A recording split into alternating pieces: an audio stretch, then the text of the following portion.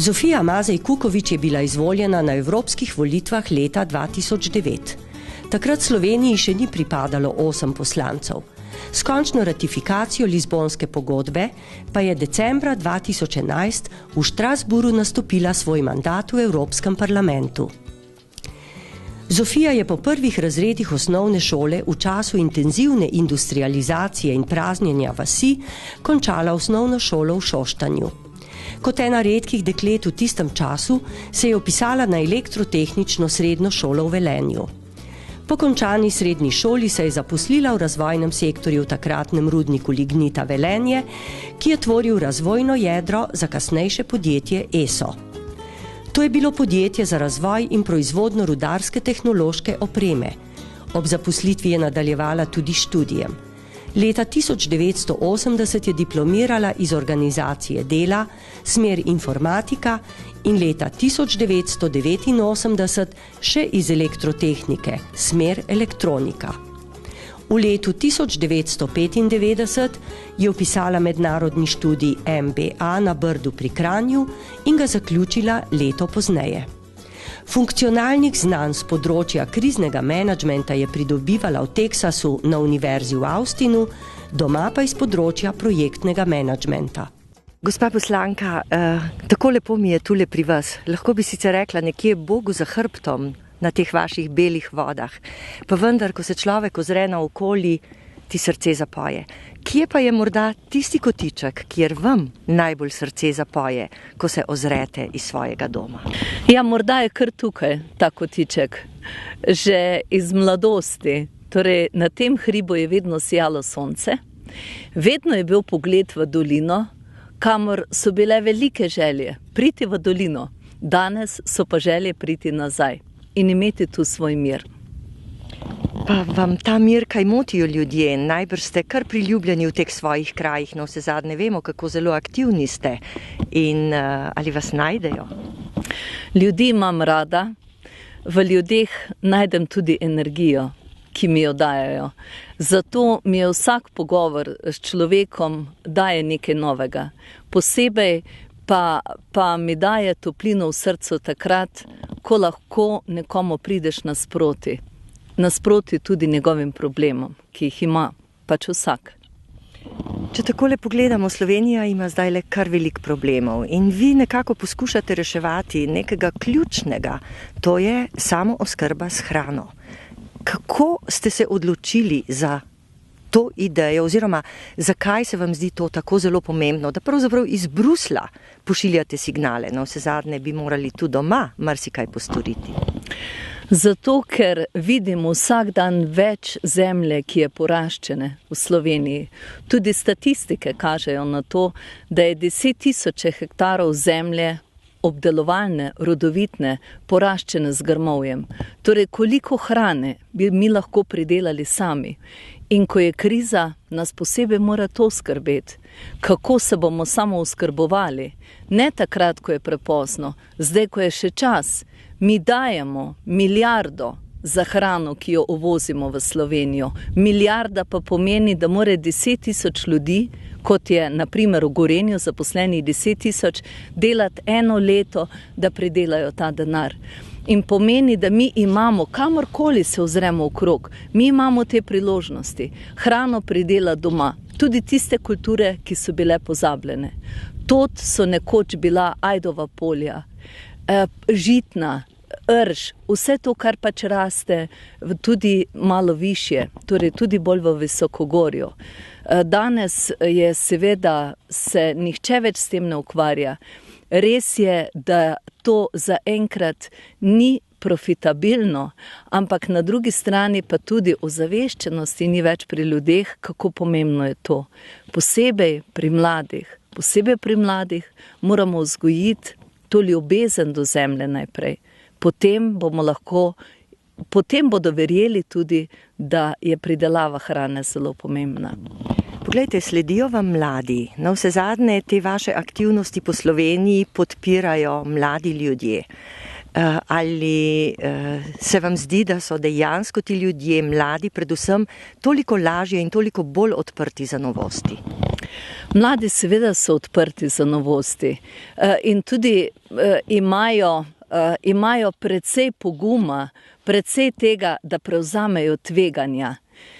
Mogoče včasih, kar se tiče podjetništva, še vedno premalo, ampak sicer pri novih idejah, pri tem, da poskusijo nekaj novega, so mladi gotovo da bolj fleksibilni, kot smo pa tisti, ki že imamo določene izkušnje. In ekipa Požene Evropo je res skupina mladih, ki verjame v ta projekt, verjame v to. Nekateri od njih imajo tudi lastne najete njive, pridelujejo hrano, iščejo avtohtona semena. V Bruselj prinese recimo moja asistentka tisto moko, ki jo je pridelala iz koruze, ki jo je sama zasadila. Skratka, in tam gor skuha potem žgance in so vsi veseli, ker jedo pač avtohtono slovensko hrano. Skratka, jih je nekaj takih, ki v to verjamejo. Mnogo pa jih je tistih, ki ne vedo, pravzaprav ne vidijo cilja, kaj bi sami s sabo.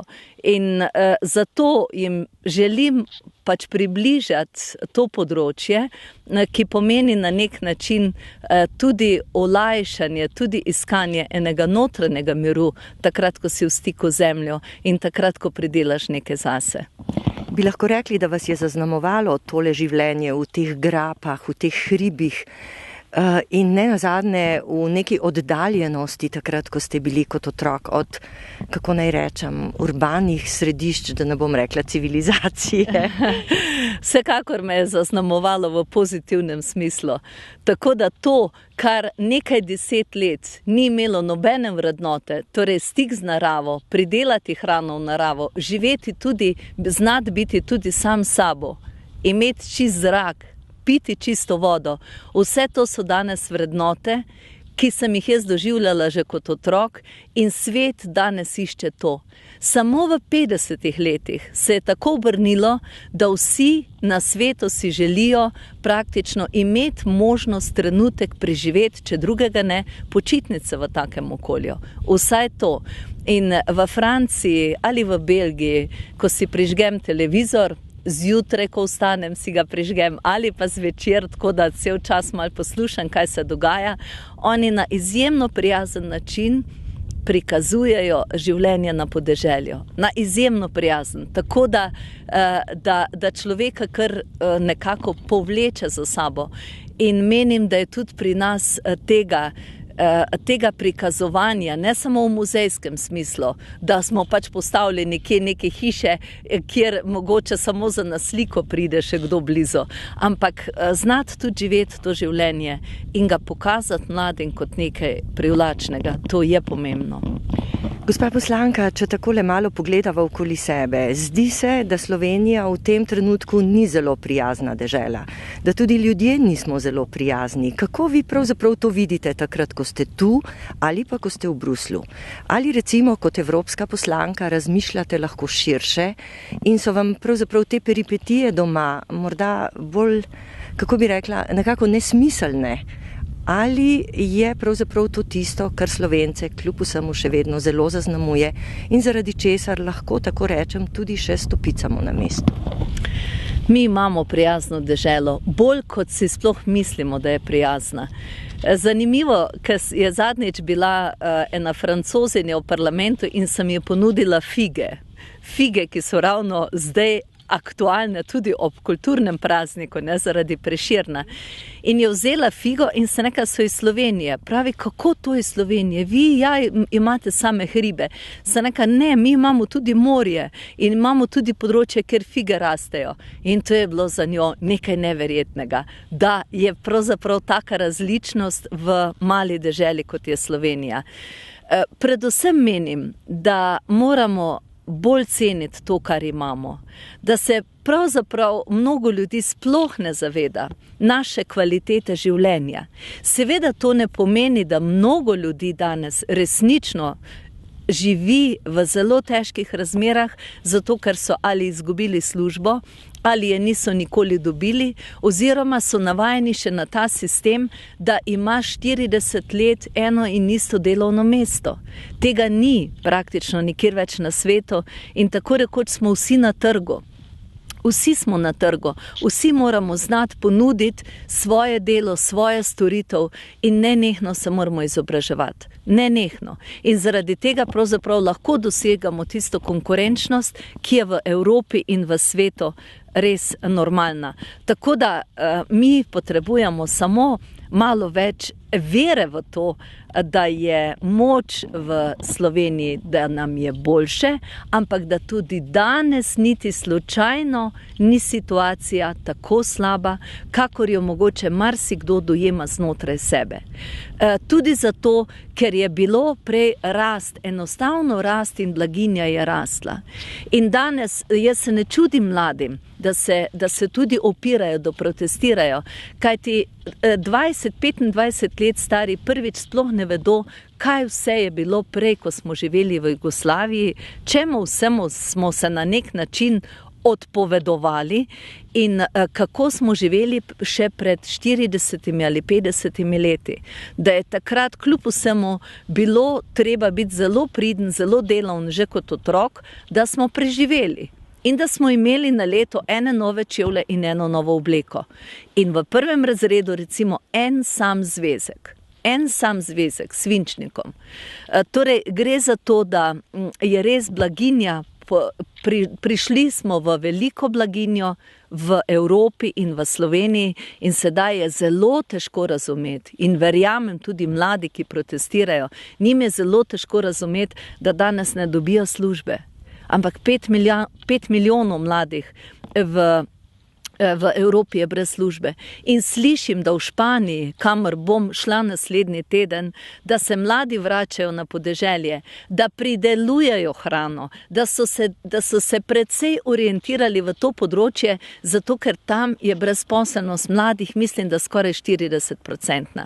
In preprosto začenjajo pač vzeti v obzir tiste priložnosti, ki jih prej nihče ni videl. Ampak zraven je potrebno tudi znanje. To ne pomeni, da zato moraš imeti prazno glavo, da si umažeš roke z zemljo. Ja, no vse zadnje uporabili ste izraz umažeš roke zemljo. Mi, ki recimo pridelujemo, tudi jaz sodim med tako malo vrtičkarico, kot predvidevam, da ste tudi vi tule v tej naravi. Pravzaprav v zemlji, v stiku z zemljo uživamo. Ravno ta stik z zemljo pravzaprav človeka zelo, zelo bogati, ampak do tega moraš priti. Ja, do tega moraš priti in to je tudi naše poslanstvo. Vse na koncu smo mi vzgajali svoje otroke, vzgajali jih o vrednotah in tako naprej. In ne moramo zdaj mladim učitati, joj, nočejo nič več delati, nočejo to, nič jih ne zanima. Skratka, velikokrat se slišijo take očitke do mladih. Pač moramo biti tudi mi realni, kaj s svojim zgledom, kakšno sporočilo dajemo mladim. Ne samo vsak v svoji družini, tudi širše. Mladi se zelo zgledujejo po marsikomu, ne? Imajo na nek način svoje zvezdnike v glasbi, v podjetništvu, da ne rečem v kuhanju hrane. Tudi, ne? Poglejte, kako je uspel ta Anglež, kakšen dober vpliv ima on na veliko mladih tudi s tem, ker je dal mesto kuharstvu, torej, da je to nekaj zelo pomembnega, da to ni poklic, ki ni spoštovan, ampak je še kako spoštovan in še kako pomemben je dober kuhar za dobro kvaliteto življenja. Pravna država se čedalje bolj oddaljuje tudi zato, ker zaupanje med nami tako upada. Torej, zaupanje pa se ruši vsak dan na vsakem koraku, mogoče tudi z dajanjem različnih zgodb v javnost, ki dajejo dvom tako rekoč v vsakega človeka. Jaz v Evropskem parlamentu velikokrat razmišljam, kako to, da ne slišim ne od Grkov, ne od Špancev, od ljudi, ki jim gre v državah mnogo slabše v tem trenutku kot nam, ne slišim ene kritike praktično niti o svojih politikih, niti o svoji državi. Torej, ljudje vendar na nek način držijo skupaj. In pri nas je ta del, torej, da svoboda in demokracija se razume izključno v tem, da lahko vsakega užali, kolikor ga hoče, da lahko vsakega kritizira, da nihče nikomur več nič ne verjame. To je seveda za moj okus nekaj, kar nam daje grenak priokus, in če želimo pravno državo graditi naprej, jo seveda moramo graditi tudi na zaupanju. Pravo je seveda nujno, ampak vsega, popolnoma vsega, nikoli ne moreš predpisati, če družba ni tista, ki deluje, ki sama po sebi dejansko deluje tudi etično in moralno. In zato menim, da moramo se zavedati tega fenomena nezaupanja drug do drugega. In vendar mogoče zgledi, z dejanji, z vsem to graditi vsi skupaj. Na drugi strani pa jasno to, da skozi sodne procese tako rekoč nič ne pride čez, nič se ne dokonča. Ljudje so leta in leta na drugi strani obdolženi nečega, nikoli dokazano, ali so krivi ali ne krivi. Čete, pa vse to življenje mora biti izjemno težko za vsakega posameznika, ki pač to doživlja, za tiste, ki pa so evidentno izjemno obogatili čez noč, pravzaprav pri nas ni sistema, ki bi ugotovil, kaj pravzaprav odkot izvor premoženja, ali pa se ta sistem noče uporabiti. Gospa, vi pravzaprav sodite v desno politično opcijo, tako kot mi rečemo. V Evropi pa je to sklop ljudskih strank, če se ne motim. Pravzaprav, ali ta opcija nekako ima neke posebne vrednote, ki bi jih vi zdajle v tem hipu lahko izpostavili tudi kot vaše osebne vrednote? Ja, gotovo so med te osebne vrednote spada tudi ta ljubezen do zemlje, s katero sva prej pričeli. Spada tudi to, da ljudje bolj živimo z naravo, ampak na nek način na zelo bolj realističen način, torej to je mogoče kontra politiki popolnoma zelenih, ki je seveda tudi potrebna, ampak na drugi strani velikokrat idealizira situacijo. No, in vrednote, ki jih imamo mi, je seveda to, da moramo pridelati. Mi moramo pridelati, spodbujamo podjetništvo, spodbujamo ekonomsko rast in delovna mesta, zaradi tega, ker ko bomo pridelali, potem bo blaginja lahko večja za vse. Potem bo zdravstvo, sociala, izobraževanje, vse tisto, kar pride potem, lahko se dotakne v pozitivnem smislu vsakega posameznika. Dokler pa mi ne ustvarimo te blaginje, res skozi ustvarjalnost, inovativnost, skozi delo, tako dolgo pa težko zahtevamo, da imamo pravzaprav na ostalem področju vse na razpolago. Gospa, dobro leto, skoraj leto pa pol ste bili tudi ministrica. Jaz sem si vas zapomnila, pa najbrž še marsikdo od takrat, najbolj potem, da ste pravzaprav gradbenemu baronu Zidarju dobro stopili na prste. Ja, dobro mu je bilo moč stopiti na prste tudi zato, ker sem jaz imela precej izkušenj iz čisti življenja gospodarstvenice. Na drugi strani pa sem dokaj hitro dojela, da tu sploh ne gre za to, da bi želeli te klinike, kot je pediatrično kliniko, dokončati. Sploh to ni bil cilj, ampak 10 let se je to že gradilo zato, ker je bil pač to tudi en zelo dober bazen za pridobivanje aneksov.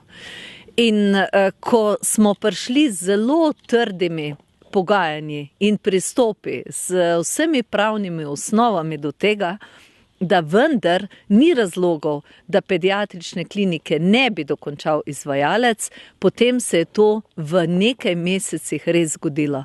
Ampak verjemite mi, ko sem prvič prišla na pediatrično kliniko in videla tam 3 delavce z eno kanto Jupola, to je bilo vse. Meni pa so poročali, da 100 ljudi dela, torej to je bilo prvo odkritje, ki me je navedlo k temu, da ne popuščam in da pravzaprav vsa poročila so tako rekoč v bistvu zavajajoča.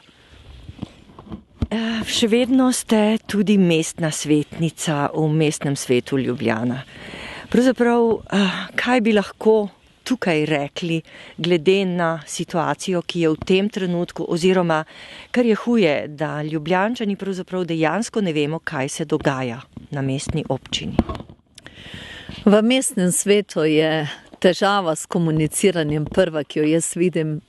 Doživljam tako rekoč kulturni šok, ko pridem iz Bruslja v mestni svet v Ljubljano, zato ker res ta igra replik županovih je tako rekoč nekaj, kar presega velikokrat meje dobrega okusa. Torej, mestni svet ni zato, da bi mislil, da bi sokreiral, da bi predlogi, ki jih podaja, bili tudi tisti, ki bi bili sprejeti, ki so v dobro ljudem, ampak gre zgolj za to, kdo bo koga. Tako da tu je res izjemno težko kaj dodati za današnji trenutek, ampak vendar jaz vztrajam in prihajam s predlogi, mogoče bodo pa skozi zgodovino, skozi arhiv, nekoč pa vendar prišli tudi v upoštev. Prišli v upoštev takrat, ko ne bo mogoče tako razgretega ozračja, kot pač danes je, tudi v mestnem svetu. Torej, mestni svet deluje samo po principu glasovalnega stroja, in kar je po svoje škoda. Sicer je pa Ljubljana eno izjemno prijetno mesto, poenotiti se je gotovo tam treba okrog prometa, ki je skrb zbujajoč na nek način, tako zaradi zdravja, seveda in tudi zaradi vsega ostalega. Javni promet je v teh evropskih mestih tako razvit, tako da sploh ne pomisliš, da bi se z avtomobilom vozil po mestu. Ne pomisliš ne na to, ker to že vnaprej odmisliš, da je to praktično nekaj nemogočega. Tu se pa s to gradnjo garaž, pod tržnico, nati, ne vem kje, v samem centru mesta, tudi to izjemno stimulira. Sicer pa sem ravno za to sejo mestnega sveta prinesla s sabo tiste cilje in direktive, ki jih ima Evropa za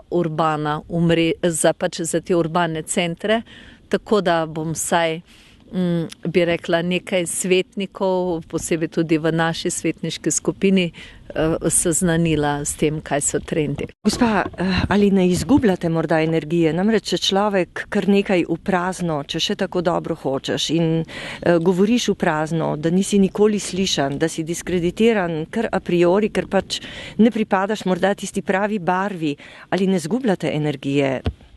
Ne, to nikoli ne smemo razumeti, da je to izgubljanje energije, zato ker, kot pravim, neke stvari se že primejo, če ne prej, pa v naslednjih letih. In opozarjala sem precej na to, da se moramo zavedati in da se mora mestna občina zavedati tudi tveganj, predvsem tveganj pri investicijah. Torej, tudi Stožice so se izkazale kot tvegane tudi zaradi tega, ker danes se ne pokrivajo s prihodki, ki bi prihajale od prireditev. In ljudje so ostali, podjetniki so ostali, ki danes mogoče so že poplačeni, ampak na koncu same investicije niso bili. Torej gre za to, da je ocena tveganj, kadar se grejo tako velike investicije, sestavni del. In po letu ali 2 letih tega dopovedovanja smo celo dobili enkrat na mizo, pa potem tudi oceno tveganj, ko je šlo za novo investicijo. Tako da včasih skozi dolgi rok, tako rekoč skozi stranska vrata nazaj pride tisto, kar dolgo in dolgo govoriš, ampak v direktnem dialogu pa praktično ne najdemo skupnih rešitev. Kar je škoda, no, ampak jaz ne bom obupala. Kako pa recimo ta vaša vožnja v Bruselj pa nazaj? Pravzaprav letate z enega konca, dobesedno letate, ker velikokrat zagotovo letite večkrat, kot se vozite s kakšnim drugim prevoznim sredstvom. Recimo z enega konca na drugega, pravzaprav tudi to preklapljanje. Ko ste v Bruslju, razmišljate o evropskih problemih, ko pridete v mestni svet, razmišljate o mestnih problemih. Ne nazadnje, človek ima tudi kakšne osebne stvari, o katerih je treba razmisliti. Ja, o osebnih stvarih se da razmisliti tudi ob koncu tedna ali v poletju, ko imamo nekaj prosto. Najbolj pa se zjutraj, ko se zbudim, moram prav tako potipati po postelji, kje spim. Zato, ker ne vem, ali spim v Bruslju ali spim v Strasburgu, v katerem izmed hotelov, ali sem v Sloveniji, sem doma, sem tukaj. Skratka to, da se zorientiraš zjutraj, kje si. To pa se dogaja, zato ker je to menjavanje res vsak teden po svoje, te lahko tudi malo zmede. Ampak drugače pač sreča, da so otroci veliki, sreča tudi, da smo v družini tako skombinirani, da me vsi na nek način podpirajo in da nimam nekih posebnih skrbi, kaj je treba vse postoriti še doma. Torej je tukaj družina veliko oporo. Kaj pa recimo samo življenje v Bruslju? Je Bruselj recimo prestolnica, v kateri je lepo živeti, nudi morda tudi kakšno kulturo, kakšno tisto, čemu rečeva hrana za dušo, ki je vam na mero? Nudi seveda veliko, ampak žal se nisem uspela udeležiti še niti ene kulturne prireditve v Bruslju, zato toliko rajše grem konec tedna v Sloveniji, kjerkoli, na katerokoli prireditev, ker enostavno mi to ne moremo, ker smo v parlamentu od jutra do poznih ur zvečer in ob 8, ob 9 si tako utrujen, da je tudi nemogoče, da bi, mislim, ni nemogoče, lahko bi še vedno nekaj poiskal, ampak preprosto je ta naš urnik zelo poln in zato nimam teh priložnosti ali pa si jih ne vzamem. Zato, ker pač sem si kar nekaj ciljev zadala tu v parlamentu, kaj vse je treba, kaj vse lahko postorim in zato žal za enkrat ne morem koristiti teh zadev. Poglejte, ja, sledim na nek način tudi določenim stvarem, ki jih počnete v parlamentu. Namreč predno sem izvedela, da ste vi tudi in pobudnica in da ste se zelo angažirali za čebele, se pravi za ohranjanje čebel v Evropi, sem jaz že podpisovala peticijo. In kolikor vem, je 2,5 milijona podpisov prišlo, da bi se v Evropi prepovedali določeni pesticidi, ki pobijajo čebele. Še nekaj mi je zanimivo, recimo te čebele, tudi tule vaša narava, v kateri živite in vaš odnos do narave in do življenja. Za čebele pravimo, da umirajo. Za druge živali morda rečemo, da poginjajo. To je ta odnos slovenski do čebele in vendar po celi Evropi čebele resnično umirajo. Kaj ste uspeli storiti, kako daleč je to in ali bo uspelo vam in vsem tistim milijonom podpisnikov peticije? V Evropi je zavzemanje za čebele seveda enega zelo veliko, tako iz strani komisije, tudi iz strani parlamenta. Jaz sem v stiku s tem izključno skozi to, ker živim v naravi, ker tudi tukaj vidim, koliko malo čebel pride posamezna poletja ali posamezne pomladi so, ko praktično nobeno sadno drevje tule okrog niti ni oprašeno zaradi tega, ker je tako malo čebel. In včasih nam sploh ni bilo treba razmišljati o tem. Sploh ne, ker je čebel bilo polno na sadnem drevju. Danes je pa že navada, da kdor želi imeti nekaj jabolk in nekaj sadnega drevja, mora dobesedno pripeljati te gojene čebele s čebelnjaki, zato da se potem imajo pašo in na ta način seveda tudi oprašijo drevje. Zdaj, da se pa čebele zastrupljajo, to so pa čisto strokovne podlage, ki jih je dala tudi EFSA. EFSA pa je tako rekoč krovno združenje za prehrano in za nadzor nad hrano v Evropi. In od njih je prišlo to opozorilo, kaj vse je strupenega, čega vsega bi se naj izogibali tudi pri posameznih pridelavah.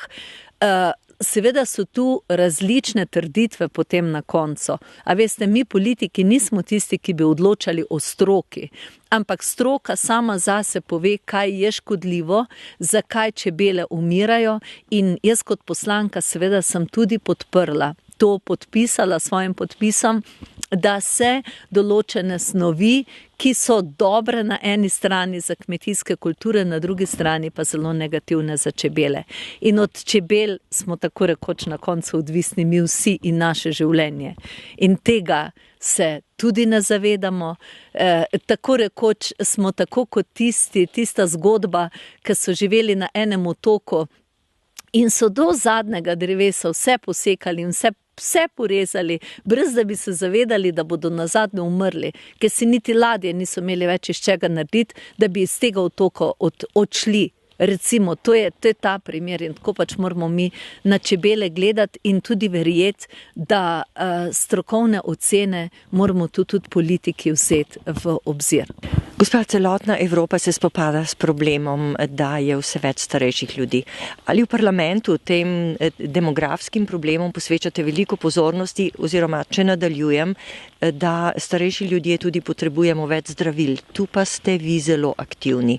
Kaj se dejansko dogaja na tem področju, oziroma kaj lahko naredite, da bo v Sloveniji boljši dostop ali pa da bodo zdravila cenejša? Seveda je to ena kar izmed ključnih tem in ključnih izzivov za celotno Evropo, tudi za Slovenijo. Predvsem v tem, da zagotovimo vsi skupaj sebi en zdrav način staranja, pomeni aktivno staranje. Torej, vse posod gredo iskanje v smeri ne samo kako se upokojiti, ampak kako biti aktiven. Kaj vse lahko tudi z modrostjo starejših pridobijo mlajši.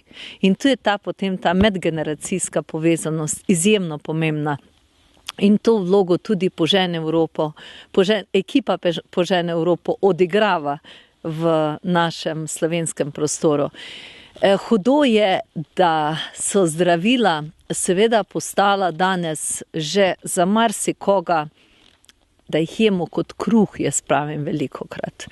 Da enostavno je iskanje zdravega načina življenja že v ozadju pred tistim, da je lažje vzeti zdravilo. To se velikokrat dogaja. Seveda na drugi strani pa moramo vedeti, da je nemogoče določene bolezni, ki že pridejo, obvladovati brez zdravil.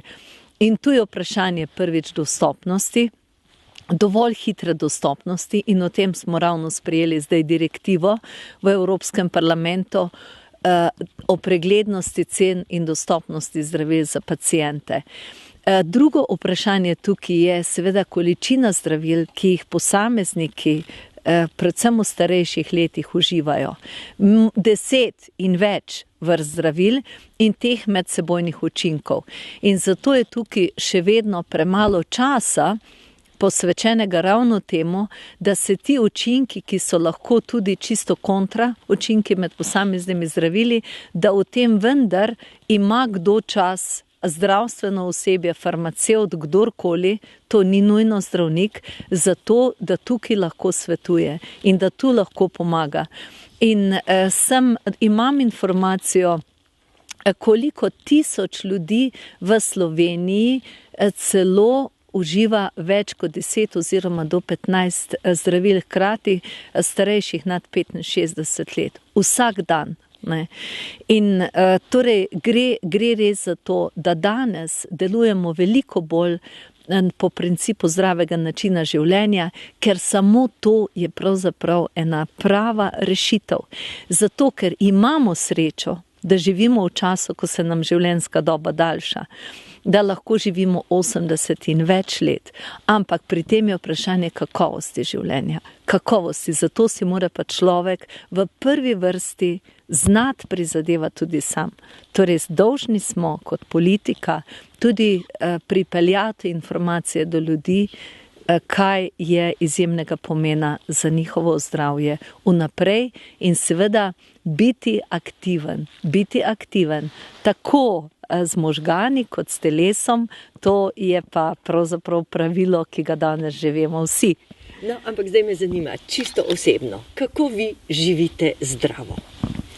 Ja, zdaj v zadnjem času se bolj težko s tem pohvalim, glede na to, da je ta vožnja z avionom gor in dol ne spada med najbolj zdrave, pa vendar, kar lahko naredim zase, vsak dan pešačim v parlament in nazaj, vsak dan pogledam, da jem sadje in zelenjavo, ki ga je na severu mnogo več kot mesa, in pa ob koncu tedna nujno se povzpnem na kater hrib ali pa tu okrog s turnimi smučkami, zdaj po zimi, poleti malo teč, plavat in seveda pridelati hrano, ki jo potem z užitkom damo na krožnik.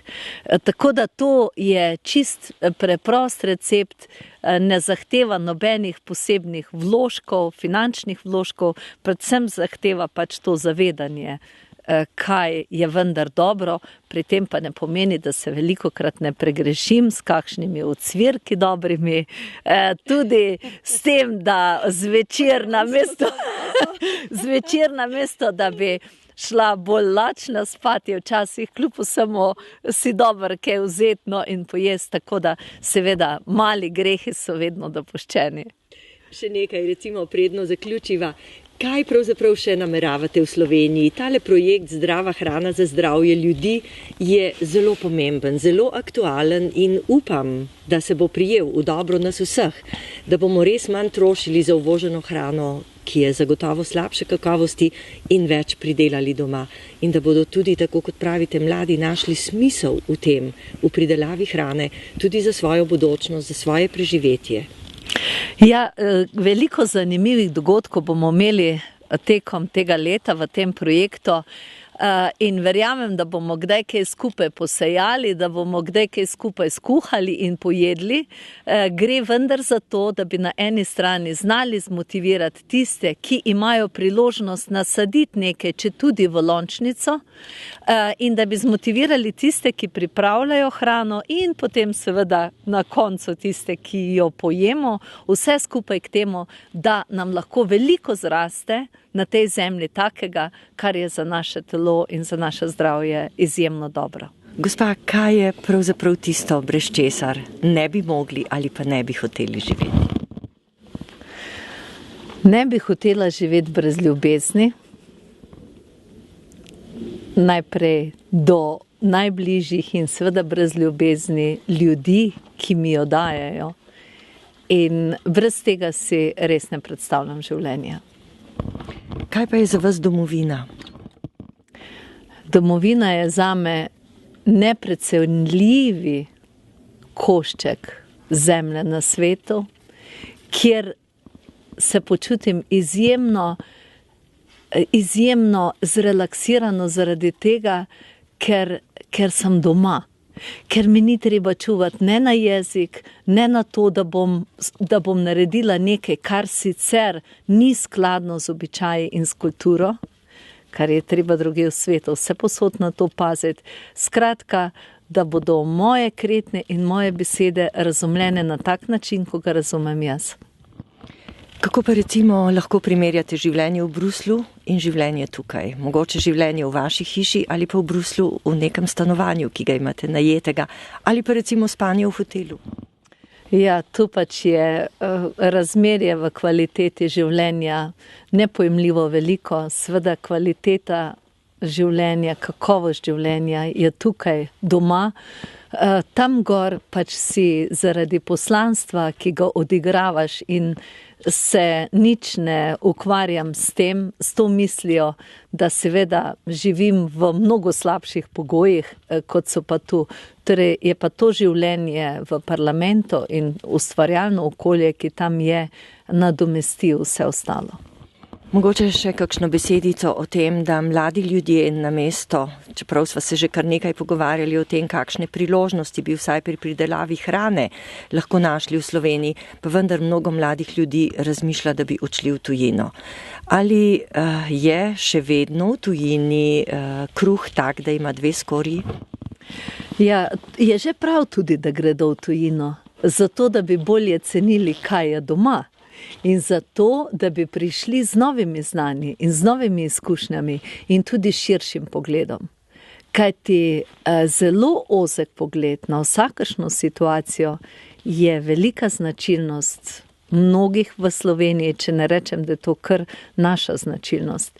In to za današnji čas seveda ni ravno dobrodošlo in zato le naj stopi čez mejo tisti, ki ima ta pogum, naj poskusi in nazadnje pride obogaten z novimi znanji v domovino. Mogoče še kakšno besedico na temo demokracije, demokracija v Sloveniji, demokracija v Evropi, demokracija, ki jo postavljamo ali z volitvami ali pa v imenu demokracije skušamo rušiti na cesti. Ja, mi smo mlada demokracija. To se vidi tudi po vseh dogodkih, ki jih doživljamo v zadnjem času pri nas. Torej, mislili smo, da je že tranzicija mimo, ampak daleč od tega. Torej, demokracija zahteva desetletja, razumevanje demokracije, razumevanje tega, da svoje predstavnike resnično volimo na volitvah, da to ni, da ne počnemo tega z linčem, da ne počnemo tega s tem, da pač ljudje, za katere smo se odločili na volitvah, jih potem poskušamo z ulico odstraniti. Torej, to razumevanje je očitno, da precej značilno zato, ker smo mlada demokracija in zato, ker vrednote, ki v Evropi vladajo, so seveda nekoliko ali pa kar precej drugačne od tistih, s katerimi smo rasli mi, tako rekoč v vzhodnem bloku. In tukaj sta zdaj ta dva svetova, ki se srečujeta in kjer ni prišlo še nikakor ne do preobrata. Mi imamo mejo, mi imamo drugo mejo, mi smo samostojna država, ampak v naših glavah kakšna vrednota je to, pa še to ni dozorelo. Seveda ne mislim pri vseh, ampak precej časa bo očitno še potrebno za to. Ampak upanje umre zadnje, so rekli. Ja, upanje je, zakaj ne? Seveda upanje je in jaz verjamem, da prihajajo slabši in boljši časi, tako kot v družini. Seveda tudi v družino radi pridejo ljudje na obisk tam, kjer se ima družina rada med sabo. In ne radi pridejo tam, kjer se ljudje prepirajo. Tako da tudi prav je, da v Sloveniji se zmenimo med sabo in damo tudi svetu občutek, da so dobrodošli vsi tudi zato, ker se mi med sabo imamo radi. Evropska poslanka Zofija Mazej Kukovič je bila v letu 2012 zelo dejavna. Sodelovala je na 29 plenarnih zasedanjih, kjer je podala 29 mnenj in predlogov v dobro Slovenije. V Evropskem parlamentu je organizirala javno razpravo o malih in srednjih podjetjih v času krize, katere se je udeležilo 17 slovenskih podjetij. V Evropskem parlamentu je sprejela 321 Slovencev in Slovenk iz različnih organizacij. Ustanovila je pobudo Požen Evropo. Pobuda je namenjena povezovanju dela v Evropskem parlamentu z namenom spodbujanja novih rešitev za zaposlovanje mladih, razvoja priložnosti za lokalne skupnosti, medgeneracijske solidarnosti. Evropska poslanka je organizirala 11 okroglih miz na temo podjetništva po vsej Sloveniji. Prav tako so bili organizirani 3 dogodki o hrani, zdravju in delovnih mestih. V okviru njenega dela je bila izvedena raziskava Mladi in podjetništvo in skupaj s partnerji je bila pripravljena študija Zdravo okolje za zdravje ljudi. Zofija Mazej Kukovič je v Evropskem parlamentu članica odbora za okolje, javno zdravje in varnost hrane. Je tudi nadomestna članica odbora za industrijo, raziskave in energetiko, poročevalka za mnenje na poročilo odbora ITRE ter poročevalka v senci za antimikrobno odpornost, direktivo o transparentnosti cen zdravil, direktivo o baterijah in za sporazum med Evropsko unijo in Združenimi državami Amerike o energetski učinkovitosti.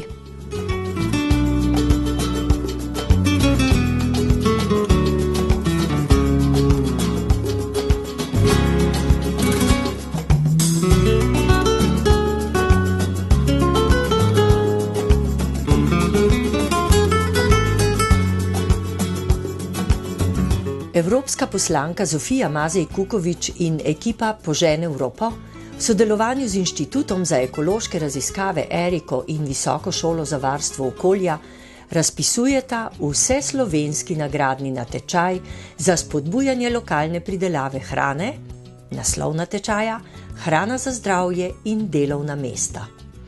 Posebno pozornost namenjamo 4 avtohtonim slovenskim kmetijskim kulturam, ki zaradi masovnega uvoza hrane iz tujine počasi izginjajo. To so ajda, česen in kmetijske rastline iz skupin stročnic in jagodičevja, ki so včasih pogosto krasile našo domovino. Z nagradnim natečajem Hrana za zdravje in delovna mesta želimo povečati ozaveščenost o zdravi prehrani, širiti dobre prakse podjetništva na področju hrane ter spodbujati ljubezen do zemlje in lokalno pridelane hrane. Na natečaj se lahko prijavite posamezniki, ki se ljubiteljsko ukvarjate s pridelavo hrane na vrtovih in balkonih, kmetje, ki pridelujete hrano za lastno uporabo ali prodajo, ter šole in vrtci, ki se zavedate pomena pri vzgoji zdravega odnosa do hrane že pri otrocih. Natečaj in prijavnico najdete na spletni strani www.zofijamazejkukovic.net.